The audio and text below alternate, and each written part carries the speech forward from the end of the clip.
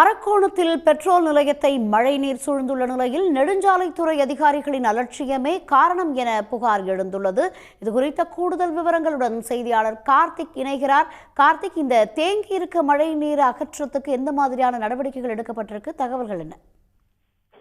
நிச்சயமாக அரக்கோணத்தில் கடந்த 24 மணி நேரத்தில் அதிகபட்சமாக தமிழகத்திலேயே 13 சென்டிமீட்டர் மழையானது அரக்கோணத்தில் பதிவாகியிருந்த நிலையில் பல்வேறு இடங்களில் மழைநீரானது சூழ்ந்திருந்தது.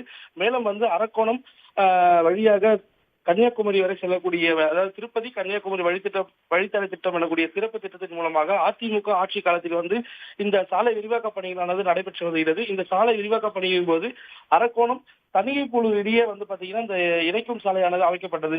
பகுதியில் மழைநீர் வடிகால் கால்வாயானது நெடுஞ்சாலைத்துறை அதிகாரிகள் அமைத்திருக்க வேண்டும். ஆனால் அந்த மழைநீர் வடிகால் கால்வாய் அமைக்காத காரணத்தினால் அருகே உள்ள பெட்ரோல் நிலையத்தில் முழுமையாகவும், அருகே இருக்கக்கூடிய ஒரு 2-3 வீடுகளில் முழுமையாக மழைநீரானது சூழ்ந்து காணப்படுகிறது. மேலும் இந்த பகுதியைச் சேர்ந்த பெட்ரோல் நிலையத்தினுடைய உரிமையாளர் தனது சொந்த செலவிலிருந்து 50,000 to 60,000 ரூபாய் வரை செலவு செய்து மின் மோட்டார் மூலமாக தற்போது அதை வெளியேற்றும் பணியில் ஈடுபட்டிருக்கிறார் தெரிவித்திருக்கிறார். மேலும் கடந்த ஆண்டு மழைக்கும் இதே போன்று சேதம் ஏற்பட்ட போதும் நெடுஞ்சாலைத்துறை அதிகாரியிடம் புகார் தெரிவித்திருந்தும் நெடுஞ்சாலைத்துறை அதிகாரிகள் எந்த விதமான பணிகளை மேற்கொள்ளாமல் அலட்சியமாக செயல்படுவதே இதற்கு காரணம் எனவும் பொதுமக்கள் மற்றும் அப்பகுதியைச் சேர்ந்த மக்கள் குற்றம் சாட்டி வருகின்றனர். உடனுக்குடன் செய்திகளை தெரிந்து கொள்ள சன் நியூஸ் பெல் ஐகானை கிளிக் பண்ணுங்க.